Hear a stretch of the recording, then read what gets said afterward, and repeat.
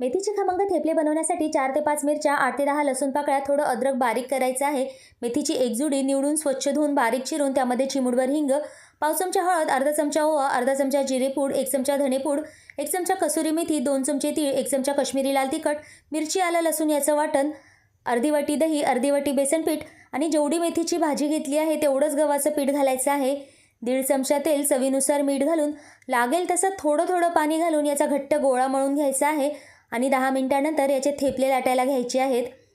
गव्हाचं पीठ लावून अगदी पातळ असे हे थेपले आपल्याला लाटून घ्यायचे आहेत.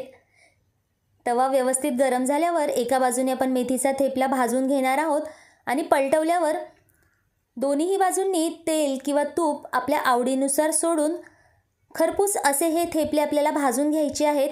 हे थेपले आपण प्रवासाला किंवा टिफिनला घेऊन जाऊ शकतो. इथे आपले खमंग असे मेथीचे थेपले किंवा पराठे खाण्यासाठी तयार आहेत.